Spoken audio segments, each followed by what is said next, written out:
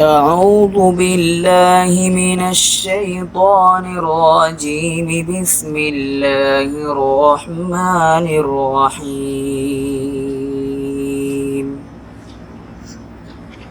واضرب لهم مثلا الرجلين جعلنا لأحدهما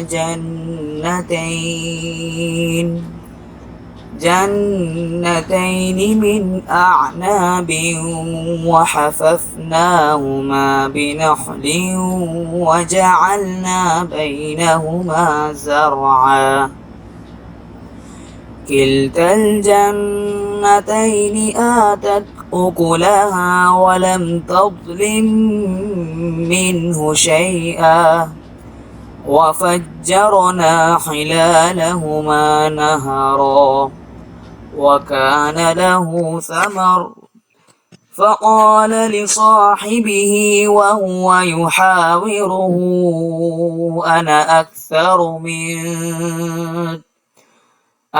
أكثر منك مالا وأعز نفرا. ودخل جنته وهو ظالم لنفسه قال ما أظن أن تبيد هذه أبدا وما أظن الساعة قائمة ولئن رددت إلى ربي لأجدن خيرا منها منقلبا. قال له صاحبه وهو يحاوره أكفرت بالذي خلقك من تراب ثم من نطفة ثم سواك رجلا لكن هو الله ربي ولا أشرك بربي أحدا. ولولا إذ دخلت جنتك قلت ما شاء الله لا قوة إلا بالله إن ترني أنا أقل منك مالا وولدا فعسى ربي أن يؤتيني خيرا من جنتك ويرسل عليها حسبانا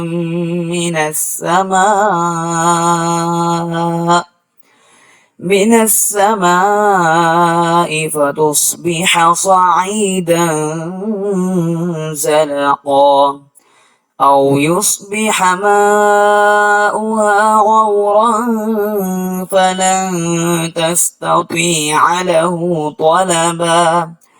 وأحيط بثمره فأصبح يقلب كفيه على ما أنفق فيها وهي خاوية على عروشها ويقول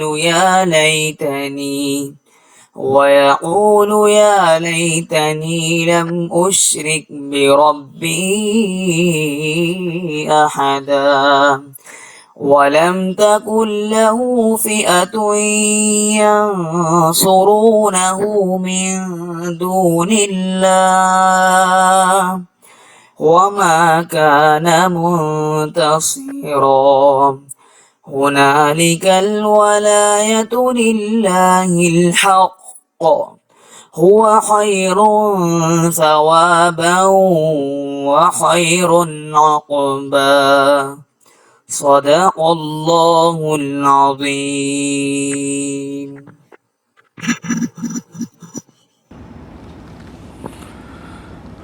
الحمد لله وكفى وسلام على عباده الذين اصطفى أما بعد.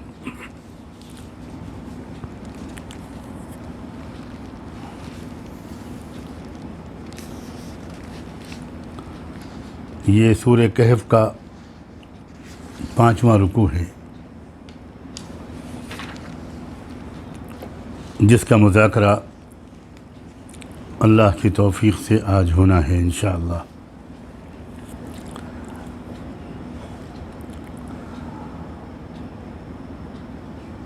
ان آیات میں اللہ تعالیٰ نے دو لوگوں کی زندگی کے حالات اور انجام کو ایک مثال کے طور پر بیان فرمایا ہے۔ میں مناسب سمجھتا ہوں کہ پہلے ان آیات کا ایک ترجمہ آپ کے سامنے پیش کروں۔ وَاضْرِبْ لَهُم مَّثَلَ الرَّجُلَيْنِ، اے ہمارے پیارے رسول، آپ ان لوگوں کے سامنے ان دو آدمیوں کی مثال بیان کیجیے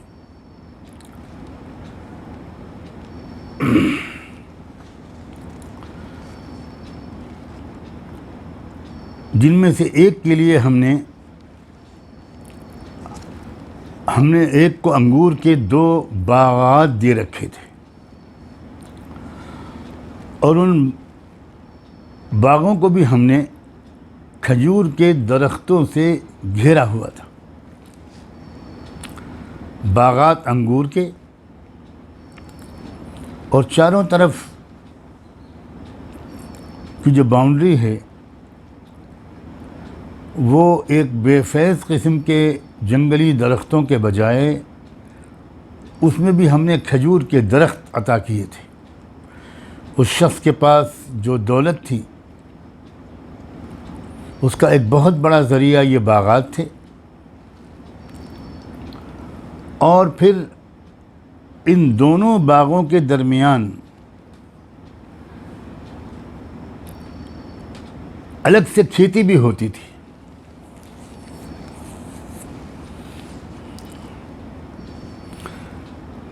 یعنی بہترین پیداواروں کا انتظام، غلہ اور اناج بھی، اور کھجور اور انگور جیسے پھل بھی۔ اور یہ دونوں باغ بھی کلتا الجنتین آتت اکلہا، بہت بھرپور طریقے سے اپنے پھل دیا کرتے تھے، پورا پھل دیتے تھے، ذرا بھی کمی کسی فصل میں نہیں ہوتی تھی۔ وَلَمْ تَظْلِم مِّنْهُ شَيْئًا وَفَجَّرْنَا خِلَالَهُمَا نَهَرًا، اور مزید یہ کہ ہم نے ان دونوں کے درمیان ایک نہر بھی جاری کر رکھی تھی تاکہ سینچائی کا کوئی مسئلہ ہی نہ ہو، کوئی کمی نہ پڑے پانی کی، کہیں دور سے لانے میں کوئی خرچہ بھی نہ ہو۔ تصور کیجئے ذرا، وسیع و عریض اراضی میں باغات ہیں، بھرپور پھل دینے والے باغات ہیں، اور بہترین کھیتی بھی ہو رہی ہے، اور سینچائی کا بھی وہیں پر انتظام ہے، مستقل طور پر ایک نہر جاری ہے۔ وَكَانَ لَهُ ثَمَرٌ، اور اس شخص کے پاس اور بھی آمدنی کے ذرائع تھے، یعنی اس نے اپنے انویسٹمنٹ کو اس طرح پھیلا رکھا تھا کہ مختلف کاروباروں میں اس نے سرمایہ اپنا لگا رکھا تھا، اور مختلف اور دوسرے ذرائع سے بھی اس کو بہت اچھی آمدنی ہوا کرتی تھی۔ اب اس کا جو دوسرا ایک دوست تھا، جو ابھی آگے چل کے معلوم ہوگا کہ وہ شخص بڑا بہترین سیرت و کردار کا انسان تھا، ایمان اور اعمال صالحہ کے لحاظ سے بہت ہی کامیاب ایک مثالی انسان تھا، مگر اس کی آمدنی کم تھی، معاشی لحاظ سے وہ اس قدر مضبوط اور ایسا خوشحال نہیں تھا۔ اب ان دونوں کے درمیان ایک گفتگو قرآن نے نقل کی ہے، ایک مکالمہ ہے،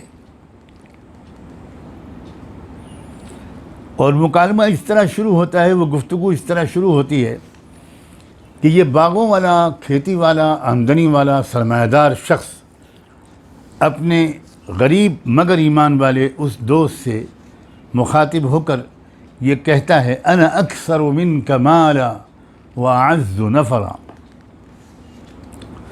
دیکھو میرے پاس مال بھی بہت زیادہ ہے تم سے، واعز نفرا، اور میرے حامی، مددگار، میرے سپورٹر، میرے ارد گرد بھیڑ بھی بہت بڑی ہے۔ ظاہر ہے دنیا میں سرمایہ داروں کے ارد گرد مجمع جمع ہو جاتے ہیں، اور غریب تو کے پاس کوئی نہیں ہوتا۔ وَدَخَلَ جَنَّتَهُ وَهُوَ ظَالِمٌ لِنَفْسِهِ، اب ایسا معلوم ہوتا ہے کہ یہ دونوں بات کر رہے ہیں اور رواں دواں ہیں، چل رہے ہیں، کیونکہ قرآن کہتا ہے وَدَخَلَ جَنَّتَهُ وَهُوَ ظَالِمٌ لِنَفْسِهِ، اور وہ اس طرح یہ اپنے باغ میں داخل ہوا کہ اس کی قلبی اور نفسیاتی کیفیت بہت خراب تھی۔ وَهُوَ ظَالِمٌ لِنَفْسِهِ، اکڑ، غرور، مستی، دولت کا نشہ، اپنے سپورٹرز کی تعداد کی وجہ سے بہت زیادہ بڑے بڑے بول، اونچی سوچ، اس کیفیت کے ساتھ وہ باغ میں داخل ہوا۔ اس پر ذرا بہت دھیان رکھیے گا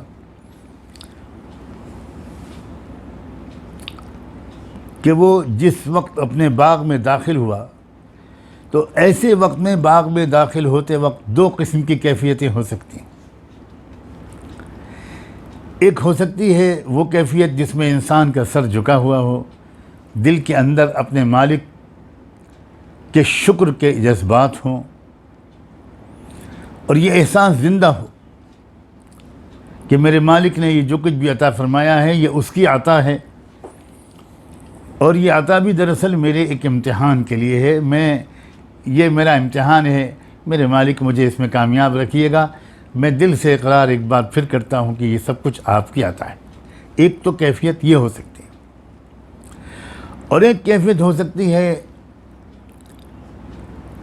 اتراہٹ کی، غرور کی، نشے کی، دل کے اندر یہ خیالات کہ واہ کیا میں کتنا سمجھدار، کتنا چالاک، میری ہر کوشش کامیاب ہوتی ہے، میرا کوئی تیر نشانے سے چوکتا نہیں ہے، میں تو بہت ہی جینیس اور قابل انسان ہوں۔ اسی قسم کی کیفیت کے ساتھ قرآن بتاتا ہے کہ وہ شخص اپنے باغ میں داخل ہوا۔ قال ما اظن ان تبید هذه ابدا، اور کہنے لگا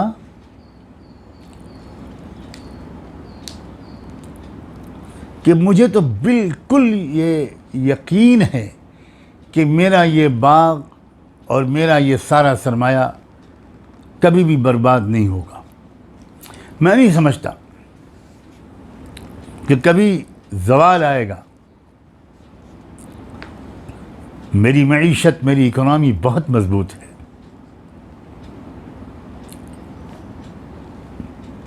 اور میں تو ہمیشہ ایک بہت بڑی طاقت بن کے ہی زندگی گزاروں گا۔ وما اظن الساعة قائمة، اور میں نہیں سمجھتا کہ قیامت کبھی آئے گی، اگر ہم اس کا ترجمہ قیامت ہی کرتے ہیں۔ ایسا معلوم ہوتا ہے کہ جیسے یہ دونوں دوست جو گفتگو کر رہے تھے، اس میں یہ ایمان والا اس کا جو دوست تھا، ساتھی تھا، وہ اس کو سمجھانے کی کوشش کرتا تھا کہ دیکھو نعمتوں کے زوال کا وقت یقینی ہے، عروج کے بعد زوال ضرور ہوتا ہے، اور ایک وقت تو ایسا آئے گا جب سب کچھ ٹوٹ پھوٹ جائے گا۔ تو یا تو تمہاری یعنی قیامت سے مراد اس شخص کی سرمایہ دارانہ حیثیت کا خاتمہ ہے، معیشت کی بربادی ہے،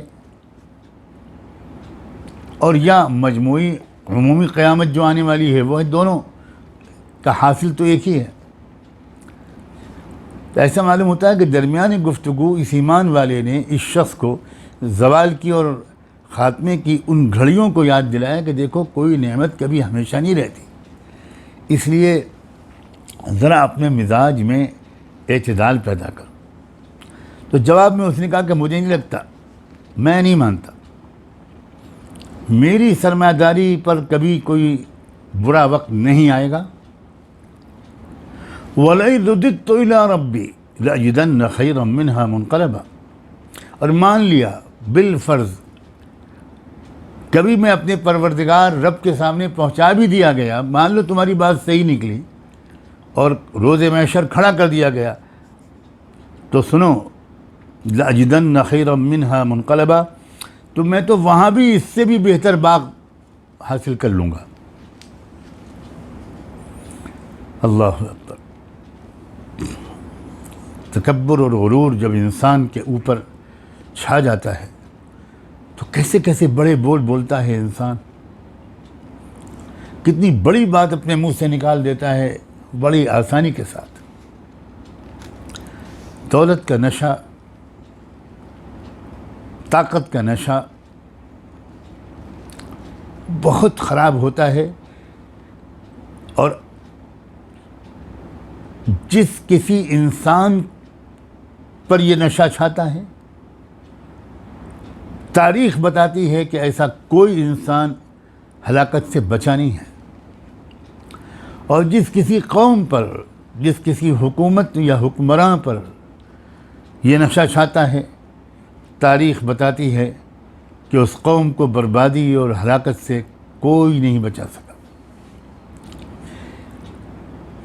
یہ انسان کی قلبی اور نفسیاتی کیفیت اور اس سے نکلنے والے اعمال اور اقوال، ان دونوں کا ایک فطری نتیجہ ہوتا ہے، ایک لازمی طور پر اللہ تعالیٰ کے قانون میں یہ ان بلڈ سسٹم ہے کہ اس کا نتیجہ یہ نکلے گا، اور عبدیت اور بندگی اور انسانی قدروں اور معتدل کیفیت اور تواضع، ان کے نتیجے بہت خوشگوار نکلیں گے۔ قال له صاحبه وهو يحاوره، اب یہ جو ایمان والا دوست ہے، جو معاشی اعتبار سے اپنے اس دوست سے بہت پیچھے ہے، اب وہ اس کو دعوت دینا شروع کرتا ہے، سمجھاتا ہے۔ قرآن ہم تک اس گفتگو کو نقل کر رہا ہے، اور وہ یہ کہتا ہے اکفرت بالذی خلقک من تراب ثم من نطفہ ثم سواک رجلا، ذرا پہلے تم خود اپنے اوپر تو غور کرو،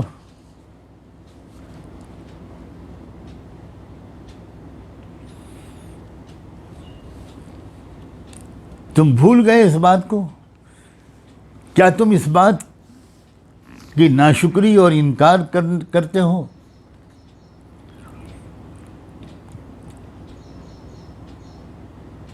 کہ تم کو کسی نے پیدا کیا ایک مٹی سے؟ تم اس ذات کے ساتھ کفر کر رہے ہو جس نے تم کو پیدا کیا تم کو پیدا کیا مٹی سے، ثم من نطفۃ، اور پھر نطفے سے، ایک گندے پانی قطرے سے، اس سے تم پیدا ہوئے، ثم سواک رجلا، اور پھر تم کو ایک صحیح سالم آدمی بنا دیا اس نے۔ ذرا سوچو، اس کی گفتگو کا مطلب یہ ہے کہ اس نے یہ کہا کہ تم یہ تو سوچو ذرا کہ جن چیزوں پر تم ناز کر رہے ہو پہلے تم خود سوچو.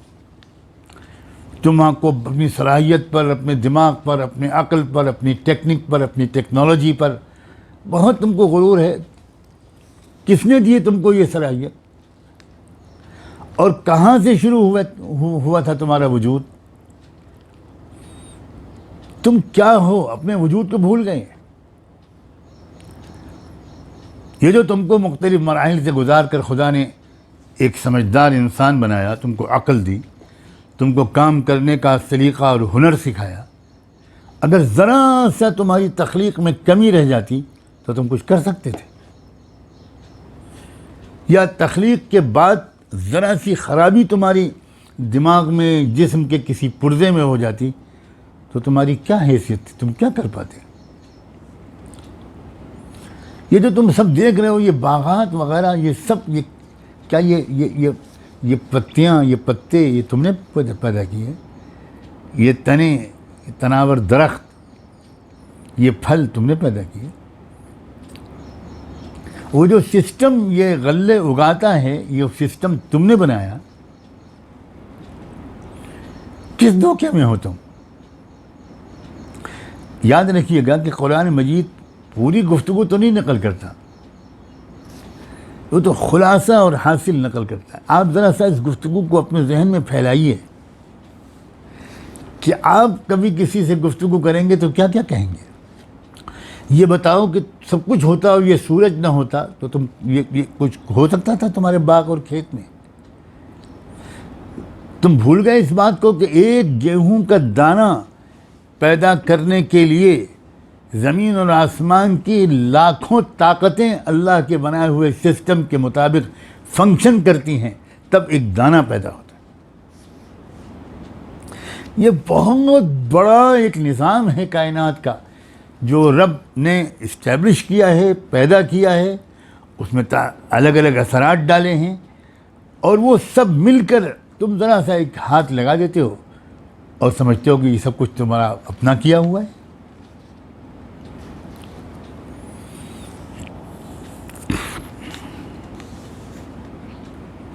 لکنہ اللہ ربی ولا اشرک بربی احدا.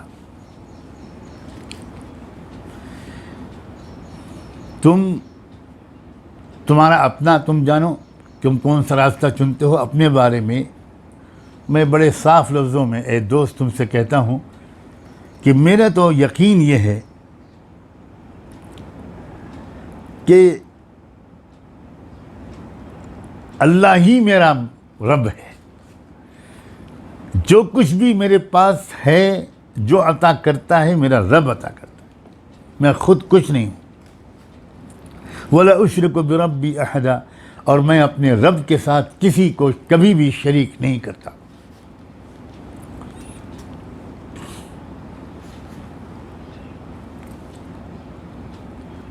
ولولا اذ دخلت جنتک قلت ما شاء اللہ لا قوة الا باللہ.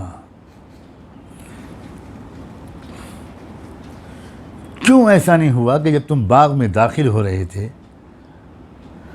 تو تم کو تو یہ کہنا چاہیے تھا؟ تم نے کیوں نہیں کہا کہ یہ جو کچھ ہے یہ میرے اللہ کی مشیت ہے؟ لا قوة الا باللہ، اللہ کے سوا کوئی طاقت کسی میں نہیں ہے، کسی میں کوئی قوت نہیں ہے اللہ کی مدد کے بغیر. اللہ جو چاہتا ہے وہی ہوتا ہے. ما شاء اللہ، یہ جو کچھ ہے یہ اللہ کی مشیت ہے، اس کی عطا ہے.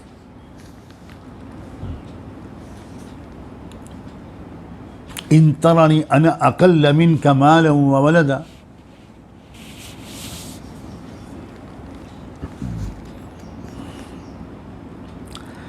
تم اگر یہ دیکھ رہے ہو، سمجھ رہے ہو کہ مال اور کنبے، اولاد، خاندان، ہر لحاظ سے میں تم سے کمتر ہوں، پچھڑا ہوا ہوں، فعسى ربی ان یؤتینی خیرا من جنتک. سنو، مجھے یہ امید ہے کہ ایک وقت آئے گا جب میرا رب مجھ کو تم سے بہتر باغ عطا کرے گا. اور تمہارے باغ پر کوئی نہ کوئی آسمانی آفت بھیج دے گا، حسبانا من السماء، کوئی مصیبت آ جائے گی، فتصبح صعیدا زلقا، پھر یہ تمہارا باغ ایک چٹیل میدان بن جائے گا۔ مجھے یقین ہے کہ حالات تبدیل ہوں گے، یا یہ جو پانی ہے بالکل اندر اتر جائے گا، نیچے چلا جائے گا۔ سیرابی جس سے ہو رہی ہے، سچائی جس سے ہو رہی ہے، تمہاری معیشت جس سے ترقی کر رہی ہے، بنیادی طور پر پانی ہی تو ہے۔ اگر یہ پانی نیچے اتر گیا زمین میں، اس کی سطح سے وہ نیچے چلا گیا، تو پھر تم اس سے کچھ کر نہ پاؤ گے، کچھ تلاش نہ کر پاؤ گے، اس پانی کو نکال نہ پاؤ گے۔ اب یہ گفتگو دونوں کے درمیان ہوئی۔ اس گفتگو کو اللہ نے نقل کیا۔ اب یہ گفتگو ایک بار ہوئی، کئی بار ہوئی، کئی بار اس نے سمجھایا، یعنی یہ ایک مثال کے طور پر، ایک نمونے کے طور پر دو کردار اللہ نے پیش کیے۔ اس سے پہلے کہ میں ذرا اس پر ذرا اور اب تفصیل سے کچھ روشنی ڈالنے کی کوشش کروں، میں ذرا اس رکوع کو مکمل کر لوں۔ انجام کیا ہوا؟ وَأُحِيطَ بِثَمَرِهِ، اور اس شخص کی دولت کو آفتوں نے گھیر لیا، اس شخص کی دولتوں کو آفت نے گھیر لیا، اور راتوں رات اس کی ایسی حالت بدلی اور بگڑی کہ فَأَصْبَحَ يُقَلِّبُ كَفَّيْهِ عَلَى مَا أَنفَقَ فِيهَا، جو کچھ اس نے اپنے باغ پر خرچ کیا تھا، جو سرمایہ کاری کی تھی، جو انویسٹمنٹ کیا تھا، صبح ہوئی تو اس حالت میں کہ وہ سب اس کا انویسٹمنٹ برباد ہو چکا تھا، ساری محنت برباد ہو چکی تھی، سب کچھ لٹ گیا تھا، اور اب اس کے پاس ہاتھ افسوس کے ہاتھ کف افسوس ملنے کے سوا کوئی چارہ نہیں تھا۔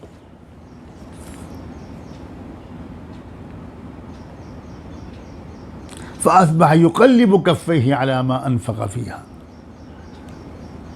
وہ اپنے ہاتھ ملتے رہ گیا اس سب سرمائے پر جو اس نے اس باغ پر لگا دیا تھا، اور وہ باغ کا حال یہ تھا جب اس نے دیکھا صبح کہ وہ بالکل گرا پڑا ہوا تھا۔ انگور کا جو باغ ہوتا ہے وہ تو انگور کی بیل چڑھتی ہے کسی سہارے پر، تو وہ سارے سہارے جن بلیوں پر وہ بیل چڑھی تھی، وہ ساری کے ساری سب گری پڑی تھی۔ جو ٹٹیاں ہوتی ہیں، جو بھی آپ اس کو کہہ دیں، جس پر انگور کی بیلیں چڑھائی جاتی ہیں، اور وہ بیچارہ یہ کہہ رہا تھا کہ یا لیتنی لم اشرک بربی احدا، کاش میں نے اپنے رب کے ساتھ کسی کو شریک نہ کیا ہوتا۔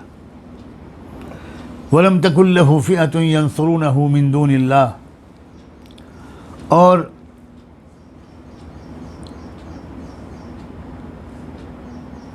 کوئی نہ تھا اس کے ساتھ، کوئی جتھا، کوئی گروہ جو بھیڑ لگی رہتی تھی اس کے پیچھے پیچھے چلتی تھی، سیٹھ صاحب کے ساتھ، نواب صاحب کے ساتھ، سب تتر بتر ہو گئے۔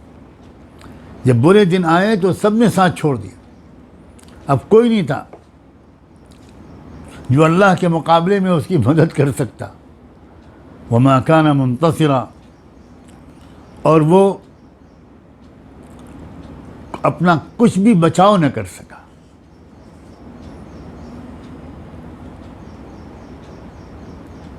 ہنالک الولایۃ للہ الحق،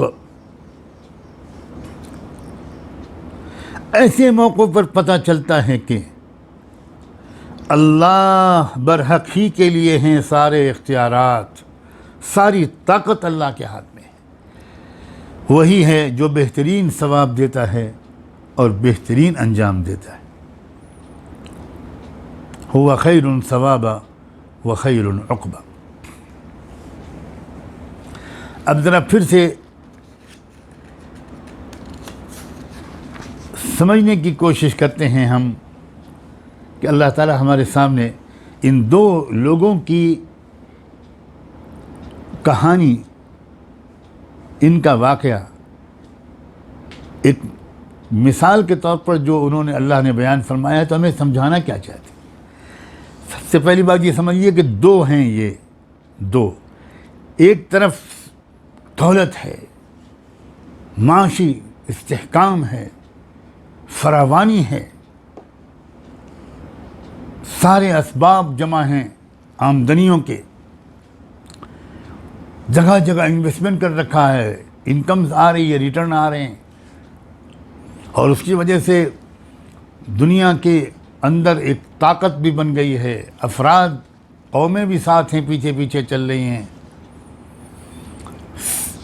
حکم چل رہا ہے، حکم نافذ ہو رہا ہے، انا اکثر منک مالا واعز نفرا۔ دوسری طرف ایک اور اکائی ہے، ایک وجود ہے جس کے پاس ایمان ہے، عمل صالح ہے، لیکن اس کے پاس سرمایہ نہیں ہے۔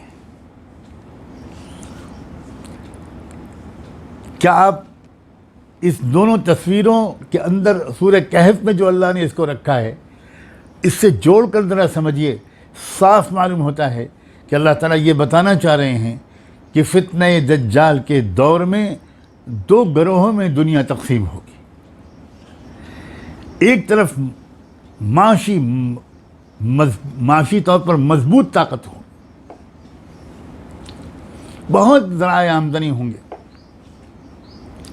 تیل کے چشمے جاری ہوں گے، توانائی کے اسباب پر قبضہ ہوگا، دنیا بھر کے ممالک ساتھ دے رہے ہوں گے، اور ایک نشے کی کیفیت ہوگی ان طاقتوں کی، ان کے ایک ایک لفظ سے ان کا تکبر اور غرور، گھمنڈ، ان کے اندر کی جو کیفیت ہے وہ جھلک رہی ہوگی، اور وہ یہ بالکل سمجھ رہے ہوں گے کہ ہم نے اتنے مضبوط انتظامات کیے ہوئے ہیں کہ ہماری معیشت کو کبھی زوال نہیں آئے گا۔ ہم نے تو انویسٹمنٹ کی منسٹریاں قائم کی ہوئی ہیں، ہر وقت نظر رکھتے ہیں اسٹاک مارکیٹ پر، دنیا کے اندر سرمایہ کاری کے امکانات پر بڑی ہوشیاری کے ساتھ انویسٹمنٹ کرتے ہیں، تو کیا سوال پیدا ہوتا ہے کہ کبھی ہماری اس دولت مندی اور اس طاقت کو کبھی زوال پیدا ہوگا؟ ایک طرف یہ طاقت ہوگی،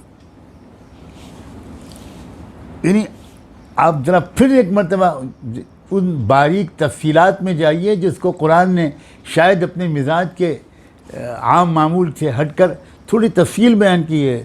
دو باغات ہیں انگور کے، چاروں طرف سے کھجوروں کی درختوں کی باڑ ہے، درمیان میں کھیتی بھی ہو رہی ہے، درمیان میں دریا اور نہر بھی جاری ہے، اور بھی ذرائع آمدنی ہیں، وَكَانَ لَهُ ثَمَرٌ۔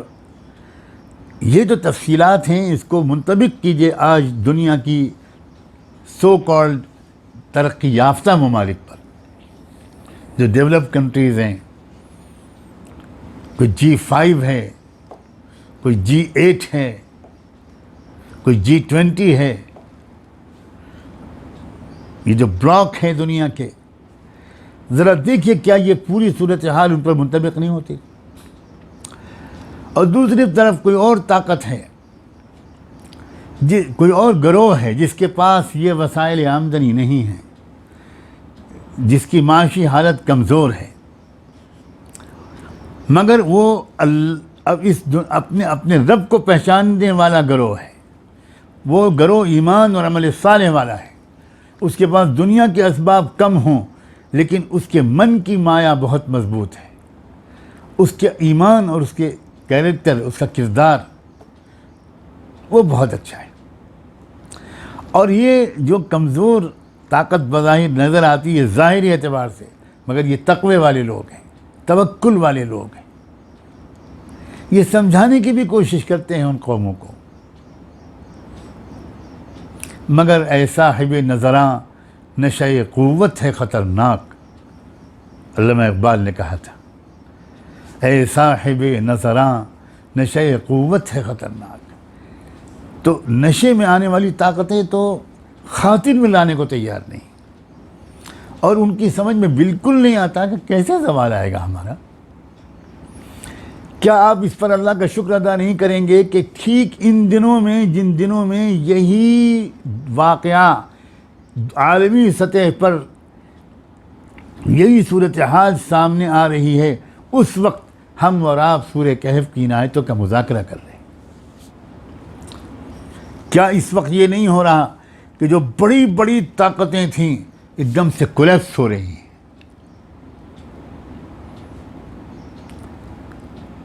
جہاں تیل کے چشمے بہہ رہے تھے اور تیل کی قیمتوں کے اوپر نیچے کرنے کے نتیجے میں پوری دنیا کی معاشیات کو اوپر نیچے کیا جا رہا تھا اور عجیب و غریب اقدامات ہو رہے تھے، ہم نئے شہر بسائیں گے اور ملک کو بدل دیں گے، نظام بدل دیں گے.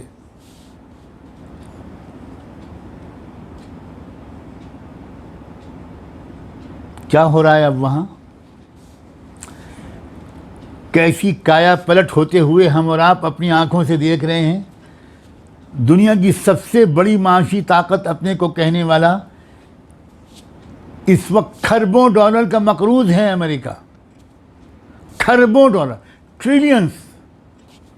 مجھے صحیح فگر یاد نہیں آ رہا، میں نے کل ہی سنا 24 یا کتنا اس سے بھی زیادہ ٹریلین ڈالرز کا مقروض ہے امریکہ. کروڑ لوگوں کی جاب چلی گئی. نئے ملکوں سے کسی کو اس نے اپنے آپ ویزا دینا بند کر دیا. نئے لوگوں کو معاشی اعتبار سے تباہ ہو رہے ہیں بڑے بڑے جائنٹس، بڑی بڑی طاقتیں. اور انشاءاللہ آپ آگے آ کر دیکھیں گے کہ مستقبل کن غریبوں کا ہے،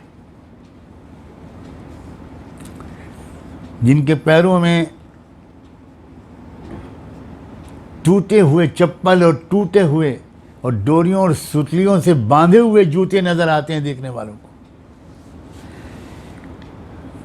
کیا اللہ تعالیٰ کا نظام ہے، سبحان اللہ. بالکل صاف معلوم ہوتا ہے کہ جو آخری فیصلہ کن معرکہ ہوگا، اس موقع پر ایک طرف پہلے کی طرح سرمایہ دار ہوں گے، بہت بڑی بڑی طاقتیں ہوں گی، اور ایک طرف جو ان کا دوسرا حریف ہوگا اس کے پاس ہتھیار، اسباب، وسائل، سرمایہ بہت کم ہوگا. یقین کی دولت ہوگی اس کے پاس. بڑے مقاصد کے لیے اپنی جان اور مال کو خوشی خوشی نذرانے کے طور پر پیش کرنے کی سمجھداری، دانش مندی اور سعادت مندی اس کو نصیب ہوگی.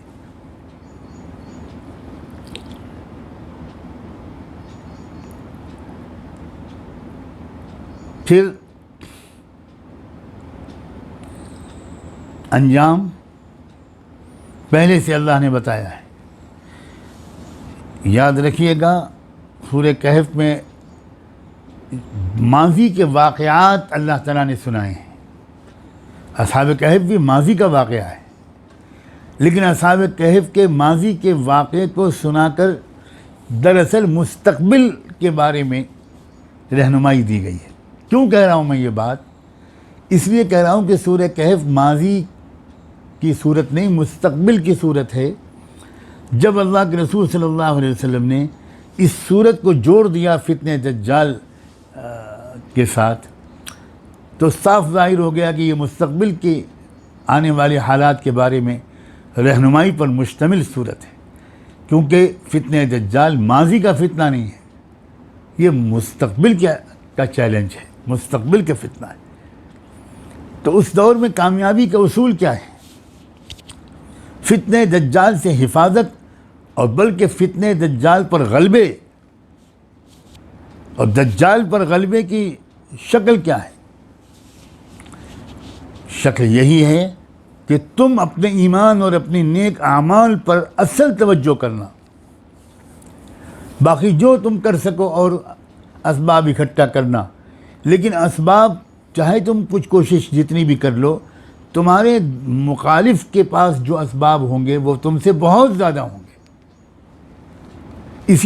انہی دو آدمیوں کے درمیان جو فرق تھا، یہ تو ایک نمونے کے طور پر پیش کیا گیا ہے، جو سورہ کہف میں دو آدمیوں کا کردار بتایا گیا، لیکن انجام ان دو آدمیوں میں سے دونوں کا کیا ہوا، وہی انجام یاد رکھنا، اس آخری ایمان و مادیت کے معرکے کا انجام بھی وہی ہوگا۔ دراصل یہ جو اس دور میں اب مقابلہ ہے، یہ ایمان کا غیبی یقظام پر یقین کا، اللہ کی ذات سے تعلق اور ہر اعتبار سے اپنے اعمال کو ٹھیک رکھنے کا مقابلہ ہے، اسباب سے، وسائل سے، ٹیکنالوجی سے، ہتھیاروں سے، سرمایے سے، اس کا مقابلہ ہے۔ اور فتح یقیناً ایمان اور اعمال کی ہوئی ہے ماضی میں بھی اس واقعے کی طرح، اور ہونی ہے آئندہ بھی۔ دوسری بات اس سلسلے میں آپ خاص طور پر توجہ کریں کہ دو لفظ اس میں استعمال ہوئے ہیں اس کردار کے بارے میں۔ یہ دو دوستوں میں سے ایک جو سرمایہ دار ہے، دو لفظ استعمال ہوئے ہیں، ایک کفر اور ایک شرک۔ کفر کا لفظ جو آیا ہے اس کے ایمان والے دوست کی زبانی، اکفرت بالذی خلقک من تراب، کیا تم اپنے اس پیدا کرنے والے کا انکار کر رہے ہو، کفر کر رہے ہو، جس نے تم کو مٹی سے بنایا پھر نطفے سے پیدا کیا۔ کفر صراحتاً کہیں پر بھی نہیں آتا کہ یہ شخص کہتا ہو کہ میں ملحد ہوں، میں نہیں مانتا کسی خدا کو، یہ کہیں نہیں آیا، بلکہ اس نے تو یہ بھی کہا ہے کہ اگر میں اپنے رب کی طرف واپس لوٹایا گیا تو وہاں بھی تو میں اس سے بہتر باغ پالوں گا۔ اس کا مطلب یہ ہے کہ رب کے وجود کا وہ منکر بالکل نہیں ہے، پھر بھی اس کو کفر کہا گیا۔ کیوں؟ اس لیے کہ اس رب کو اس طرح کا رب نہیں مانتا جس طرح کا ماننا ایمان کہلاتا ہے۔ آدمی یہ کہتا رہے کہ ہاں ایک خدا ہے، میں خدا کے ماننے والوں میں ہوں، اور ساری بڑے بولتا رہے، اور اس کی ہر ادا سے، ہر بول سے یہ جھلکے کہ دراصل یہ سمجھتا ہے کہ جو کچھ ہو رہا ہے یہ میری زور بازو سے ہو رہا ہے، تو سچی بات ہی وہ ہزار اپنے آپ کو یہ کہتا رہے کہ میں ایمان والا ہوں، حقیقتاً وہ کفر والا ہے۔ تو کون سا کفر ہوگا جو فتنہ دجال کے زمانے میں چل رہا ہوگا؟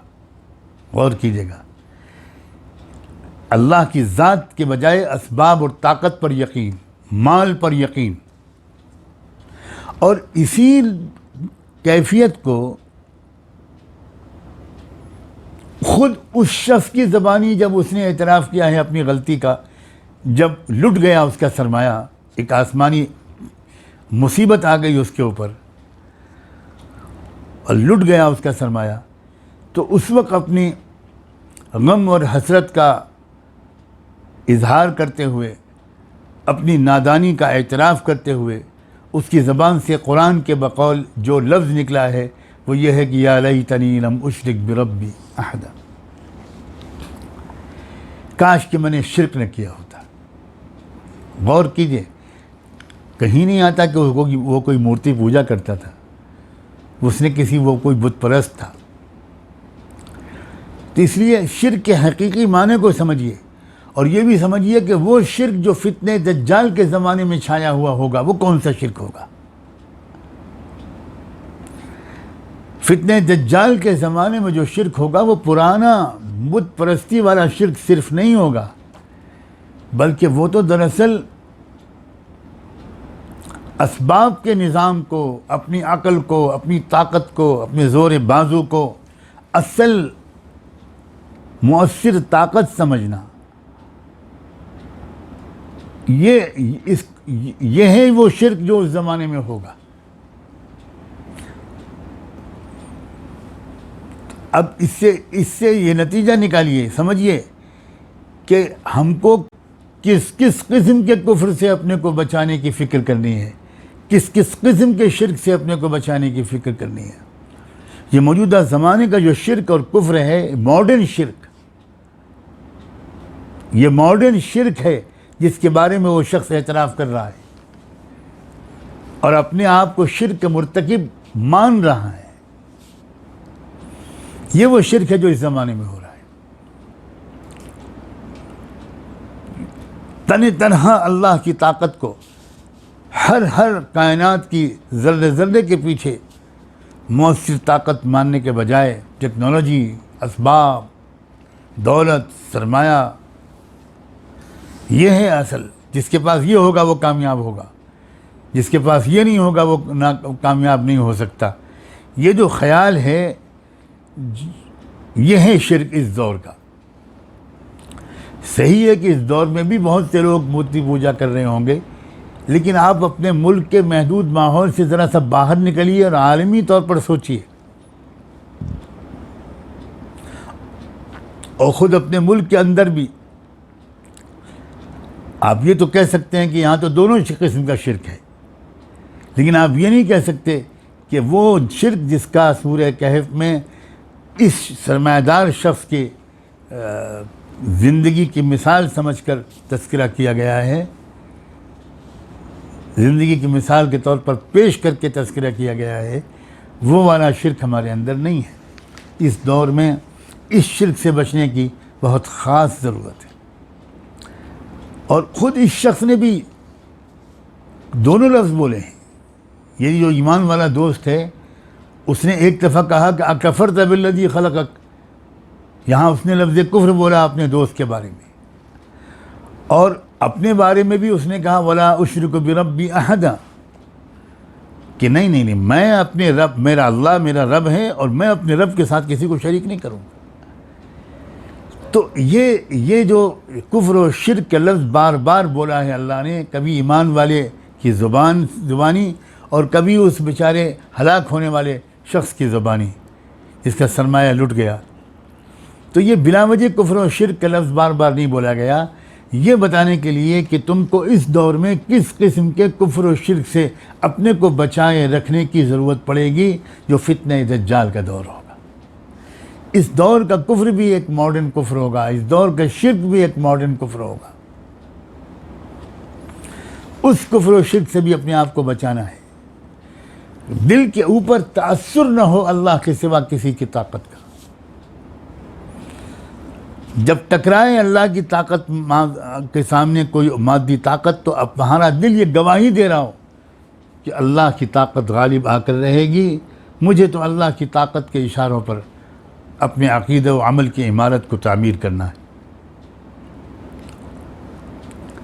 پھر انجام، اللہ اکبر. آج کے دور میں اس بات کو سمجھنا ماضی قریب کے دور کے بنسبت شاید زیادہ آسان کر دیا اللہ نے. ہم اس دور میں اس وقت اس کا مذاکرہ کر رہے ہیں کہ ہم دیکھ رہے ہیں، چونکہ میڈیا تصویر کے حقیقی رخ کو نہیں دکھاتا، تو جو لوگ صرف میڈیا کے ذریعے عالمی حالات کو سمجھنے کی کوشش کرتے ہیں، وہ کبھی بھی عالمی صورتحال کا صحیح اندازہ نہیں کر سکتے. جو لوگ میڈیا سے آزاد ہو کر حقیقی ذرائع سے صورتحال کا جائزہ لینے کی کوشش کرتے ہیں، ان کی سمجھ میں آتا ہے کہ اب کیا ہو رہا ہے اور کیا عنقریب ہونے والا ہے. میں پھر دہراتا ہوں اس بات کو کہ یہ انجام مادی طاقت والوں کا، بڑی سپر پاور اپنے کو کہلانے والوں کا انجام انشاءاللہ عنقریب دنیا دیکھ لے گی، اور عنقریب دنیا ایمان و عمل صالح والوں کا انجام بھی دیکھ لے گی. ہم تو اب بالکل آخری نتائج کے قریب کھڑے ہیں. اس وقت خدا کے لیے اس بات پر یقین کر کے اور اس کو سمجھ کر، جو اب پوری طرح غیبی نہیں رہی، اب تو دھیرے دھیرے پردہ ہٹنے لگا ہے اور پردے کے پیچھے چھپی ہوئی حقیقتیں سامنے آنے لگی ہیں.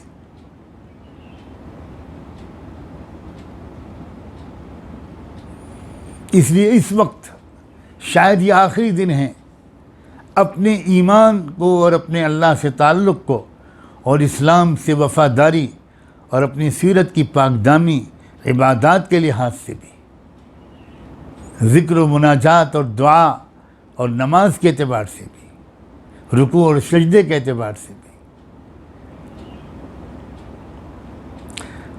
معاشرت اور معاملات اور اخلاق، جذبات، سب پہلوؤں سے جلدی اپنے آپ کو بہتر بنانے کی اس وقت کوشش میں ہم سب کو لگ جانا چاہیے۔ ہم میں سے کوئی یہ نہیں کہہ سکتا کہ ہمارے اندر ترقی اور بہتری کی گنجائش نہیں ہے۔ ہم تو پرفیکٹ مقام تک پہنچ چکے، اللہ کی قسم ہم میں سے کوئی یہ کہنے کی پوزیشن میں نہیں ہے۔ ستاروں سے آگے جہاں اور بھی ہیں، ابھی بہت ہم کو آگے تک جانے کی گنجائش بھی ہے اور ضرورت بھی ہے، اور موسم بھی ہے۔ رمضان کا مہینہ، آخری عشرے کا دوسرے عشرے کا اختتام، آخری عشرے کی اب شروعات ہو گئی۔ 21ویں شب آج کی رات، اور وہ بھی جمعے کی رات۔ اللہ اکبر، پتہ نہیں زندگی میں پھر یہ موقع ملیں کہ نہ ملیں۔ اللہ تعالیٰ میں ہمت دے، صحت دے، قوت دے، توفیق دے کہ ہم آج اب نئے سرے سے اللہ پاک سے توبہ کریں، اور یہ مانیں کہ ہم نے اب تک جتنی فکر دولت اکٹھا کرنے پر کی ہے اور اسباب راحت اکٹھا کرنے پر کی ہے، اے رب کریم ہم نے اس کی آدھی محنت بھی اور توجہ بھی ہم نے نہیں کی اپنے ایمان کو اور اپنی سیرت کو بنانے میں۔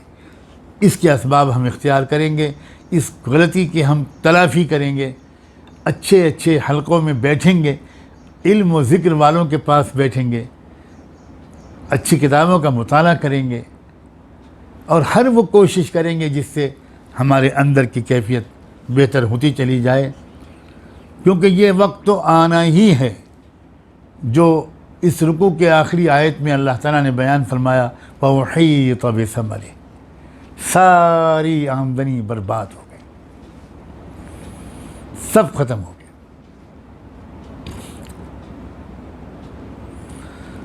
اور سوائے کف افسوس ملنے کے کچھ باقی نہ رہا۔ وَأُحِيطَ بِثَمَرِهِ،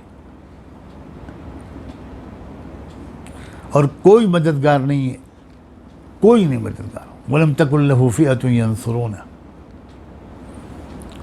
اللہ تبارک و تعالیٰ جو حقیقی پیغام ہے ان آیتوں کا، اور موجودہ حالات پر منطبق کر کے ان حالات کے پیغام کو سمجھنے کی ہمیں توفیق عطا فرمائے۔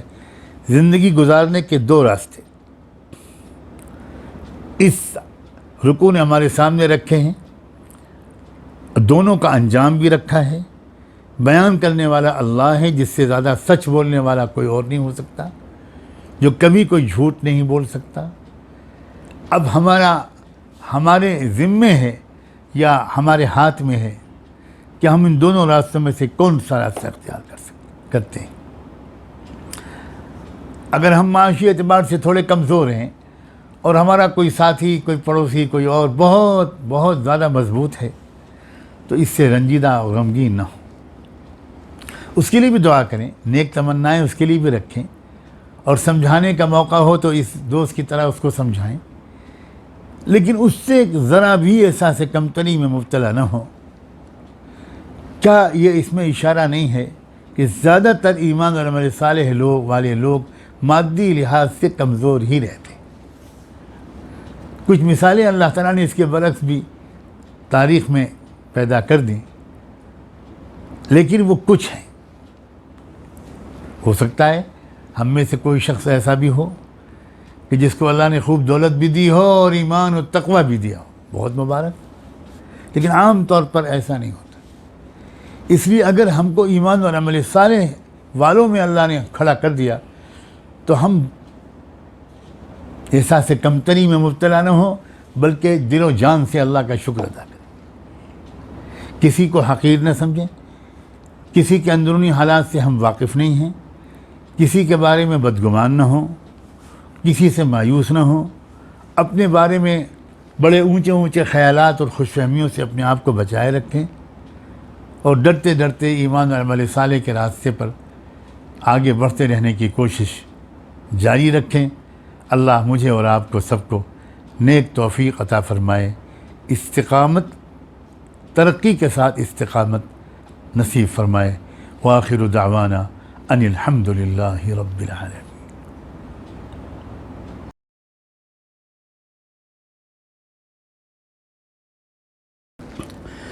سبحان اللہ وبحمدہ، سبحانک اللہم وبحمدک، نشہد ان لا الہ الا انت، نشہد ان لا الہ الا انت، نشہد ان لا الہ الا انت، نستغفرک ونتوب الیک، نستغفرک ونتوب الیک، نستغفرک ونتوب الیک۔ اللہم صل علی سیدنا محمد وعلی آل سیدنا محمد وبارک وسلم۔ اللہم صل علی سیدنا محمد صلاة تنجینا بها من جمیع الاہوال والآفات وتقضی لنا بها جمیع الحاجات وتطہرنا بها من جمیع السیئات وترفعنا بها أعلى الدرجات وتبلغنا بها أقصى الغايات من جميع الخيرات في الحياة وبعد الممات، في الحياة وبعد الممات، إنك على كل شيء قدير، إنك على كل شيء قدير۔ ربنا لا تؤاخذنا إن نسينا أو أخطأنا، ربنا لا تؤاخذنا إن نسينا أو أخطأنا، ربنا ولا تحمل علينا إصرا كما حملته على الذين من قبلنا، ربنا ولا تحملنا ما لا طاقة لنا به، ربنا ولا تحملنا ما لا طاقة لنا به، ربنا ولا تحملنا ما لا طاقة لنا به، واعف عنا واعف عنا واعف عنا واغفر لنا واغفر لنا واغفر لنا وارحمنا وارحمنا وارحمنا، أنت مولانا فانصرنا على القوم الكافرين، فانصرنا على القوم الكافرين، فانصرنا على القوم الكافرين۔ اللهم إنك عفو كريم تحب العفو فاعف عنا، اللهم إنك عفو كريم تحب العفو فاعف عنا، اللهم آت نفوسنا تقواها، اللهم آت نفوسنا تقواها وزكها أنت خير من زكاها، أنت وليها ومولاها۔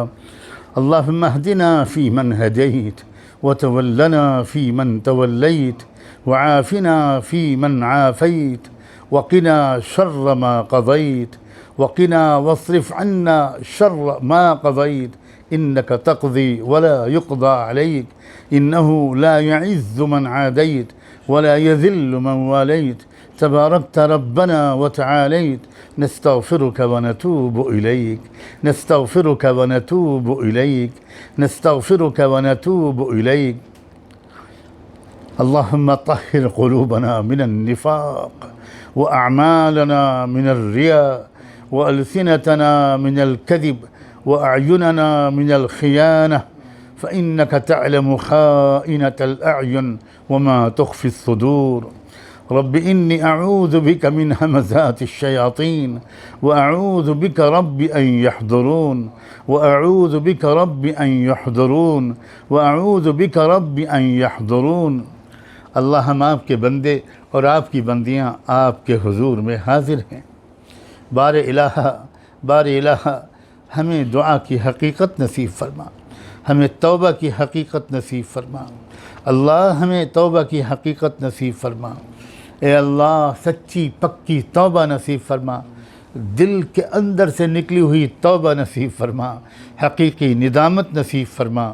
مستقبل کے لیے اللہ جیسا عزم مطلوب ہے ویسا عزم نصیب فرما، اس کی کوششوں کی توفیق عطا فرما۔ اے اللہ کوششوں کی توفیق عطا فرما، سستی اور کاہلی اور پست ہمتی سے اللہ ہمیں عافیت کے ساتھ چھٹکارا عطا فرما۔ اے اللہ ظاہری بیماریوں سے، جسمانی بیماریوں سے، اور اس کے ساتھ روحانی اور باطنی بیماریوں سے بھی مکمل شفا نصیب فرما۔ اے رب کریم تمام مریضوں کو شفا نصیب فرما، بالخصوص ہمارے علماء صالحین، اے اللہ جن سے امت کو نفع پہنچ رہا ہے، اے اللہ ان کو شفائے کامل نصیب فرما۔ اور اے اللہ ہمارے استاد الاساتذہ، اے اللہ بر صغیر کے اس دور کے عظیم عالم حضرت مولانا مفتی سعید صاحب پالن پوری دامت برکاتہم اے اللہ سخت بیماری سے گزر رہے ہیں، اے رب کریم اپنے فضل سے امت مسلمہ پر رحم فرما کر اے رب کریم ان کو شفاء کامل عطا فرما، اللہ صحت کاملہ مستمرہ عاجلہ نصیب فرما، اے اللہ عافیت نصیب فرما، اے اللہ ان کے فیض کو امت کے اندر ابھی بہت لمبی مدت تک جاری رکھنے کا فیصلہ فرما دیجئے، اے رب کریم ان کے خدمت گزاروں کو جزائے خیر نصیب فرما، ان کی عیادت کرنے والوں کو جزائے خیر نصیب فرما، اے رب کریم اے اللہ بڑی جلدی اپنے کرم سے اپنے فضل سے اللہ محض اپنے کرم سے اے اللہ ان کے تمام شاگردوں کی ان دعاؤں کو ان کے حق میں قبول فرما، اے رب کریم اے اللہ ان کے علاوہ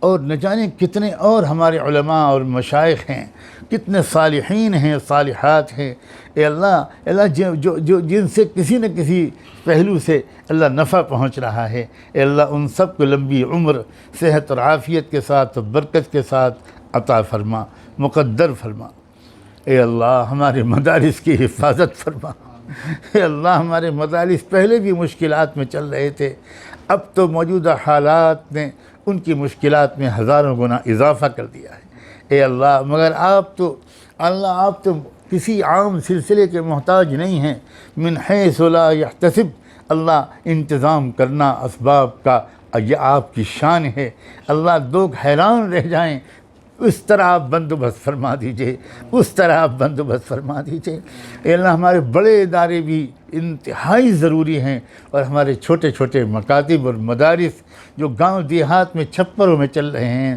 اے اللہ جن کا عام طور پر زیادہ لوگ پرسان حال نہیں ہوتے، ان پر تو بڑا خطرہ منڈلا رہا ہے، اپنے کرم سے اے اللہ ہم سب کو اس کی فکر کرنے کی توفیق عطا فرما، اللہ ہم سب کو اپنے اپنے علاقوں کے مدارس کی فکر کی توفیق عطا فرما، اور وہ مرکزی ادارے اور وہ مرکزی تنظیمیں جن سے مختلف میدانوں میں امت کو نفع پہنچ رہا ہے، دعوت اللہ کے میدان میں، اللہ مظلوموں کے اتحاد کے قائم کرنے کے میدان میں، اور غریبوں محروموں بیماروں کی خدمت کے میدان میں، اور تعلیم و تربیت اور اصلاح کے میدان میں، اللہ مختلف میدانوں میں جن سے نفع پہنچ رہا ہے آپ کے علم میں ہے، اے اللہ ان کی طرف بھی اپنے بندوں اور بندیوں کو متوجہ رکھیے، ان کی طرف بھی اپنے بندوں اور بندیوں کو کی توجہ رکھیے، اور غیب سے اللہ بندوبست فرما، غیب سے بندوبست فرما، غیب سے بندوبست فرما، اے رب کریم اے اللہ تینوں حرموں کی حفاظت فرما،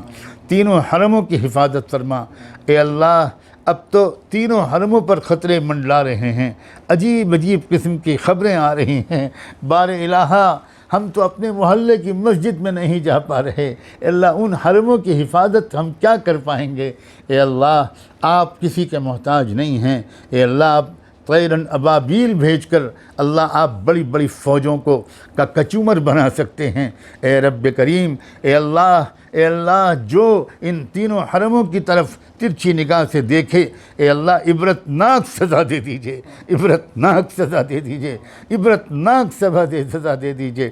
بہت دن سے لوگ آپ کی قدرت کا کھلا تماشا نہیں دیکھ سکے، اور جو روزانہ قدرت کے آثار ظاہر ہو رہے ہیں ان کو دیکھنے والی نگاہیں اب نہیں رہیں، اے اللہ ایک بار ایسی نشانی دکھا دیجئے، اے اللہ ایسی نشانی دکھا دیجئے جو اندھا بھی دیکھ لے، جو اندھا بھی دیکھ لے، اے اللہ دجال کے فتنے سے اور دجالی فتنوں سے، اور اے اللہ دجالی فتنوں سے شکست کھا جانے والے اسباب سے ہماری حفاظت فرما، اللہ ہماری حفاظت فرما، اللہ اپنے کتاب کے اسرار و رموز کو ہم پر کھول دیجئے، اے اللہ ہمارے سامنے رہنمائی کا سمندر موجود ہے اور ہم پیاسے کھڑے ہیں، اللہ اس صورتحال کو بدل دیجئے، اس صورتحال کو بدل دیجئے، اللہ جہاں سے رہنمائی لینی چاہیے وہاں سے رہنمائی لینے کی ہمیں توفیق عطا فرما، اور رب کریم آپ کے محبوب کی امت میں اللہ جس کے اندر صلاحیت ہو، اے رب کریم موجودہ حالات میں مناسب خدمت کرنے کی اللہ اس صلاحیت کو بروئے کار لانے کے اسباب پیدا کر دیجئے، اللہ اسباب پیدا کر دیجئے، اللہ ایسے نظم سے جوڑ دیجئے جہاں کہ وہ صلاحیتیں بروئے کار آ سکیں۔ اے رب کریم، اے اللہ، ایمان اور عمل صالح کی قوت اللہ ہمیں سمجھا دیجئے، اللہ ہمیں سمجھا دیجئے، ہمیں سمجھا دیجئے۔ اے اللہ ظاہری اسباب بھی عطا فرما، مگر ظاہری اسباب سے مروبیت سے بچا لیجئے، ظاہری اسباب سے مروبیت سے بچا لیجئے۔ اے اللہ، ہم نے جو مانگا وہ بھی عطا فرما، جو نہیں مانگ سکے وہ بھی عطا فرما۔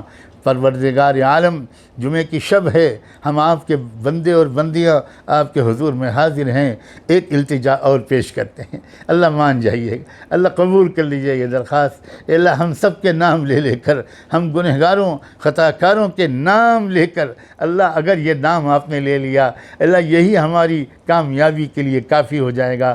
اللہ ہمارے نام لے کر رحمت دو عالم صلی اللہ علیہ وآلہ وسلم کی خدمت اقدس میں ہم سب کی طرف سے درود و سلام بھجوا دیجئے، ان پر اور ان کی آل پر، اہل بیت پر، صحابہ اور صحابیات پر، ان پر اور ان کی ازواج مطہرات پر، ذریت طیبہ پر، ان کے نقش قدم پر چلنے والے تمام صالحین و صالحات پر، اور انہی کے راستے پر جینے اور مرنے کی ہم سب کو توفیق عطا فرما۔